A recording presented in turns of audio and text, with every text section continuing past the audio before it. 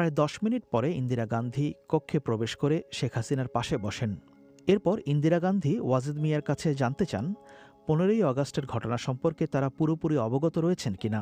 জবাবে ওয়াজেদ মিয়া রাষ্ট্রদূত হুমায়ুন রশিদ চৌধুরীর বরাত দিয়ে রয়টার্স পরিবেশিত এবং ঢাকাস্থ ব্রিটিশ মিশন কর্তৃক প্রচারিত দুটো ভাষ্যের কথা উল্লেখ করেন। তখন ইন্দিরা গান্ধী সেখানে উপস্থিত এক কর্মকর্তাকে ১৫ই আগস্টের ঘটনা সম্পর্কে সর্বশেষ প্রাপ্ত তথ্য জানাতে বলেন। তখন ওই কর্মকর্তা ইন্দিরা গান্ধীকে জানান যে শেখ মুজিবুর রহমানের পরিবারের কেউই বেঁচে নেই। এই সংবাদ শুনে শেখ হাসিনা কান্নায় ভেঙে পড়েন।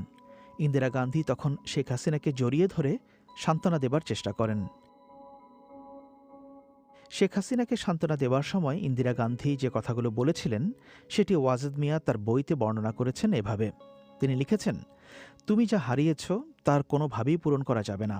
তোমার একটি শিশু ছেলে ও মেয়ে রয়েছে। এখন থেকে তোমার ছেলেকেই তোমার আব্বা আর তোমার মেয়েকে তোমার মা হিসেবে ভাবতে হবে।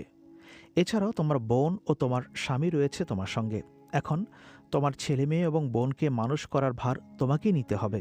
অতএব এখন তোমার কোনো অবস্থাতেই ভেঙে পড়লে চলবে না। ওই মেয়াদে ১৯৭৬ সালের ডিসেম্বর পর্যন্ত ক্ষমতায় থাকাকালে এটাই ছিল শেখ হাসিনা এবং ওয়াজেদ মিয়ার সঙ্গে ইন্দিরা গান্ধীর একমাত্র সাক্ষাৎ।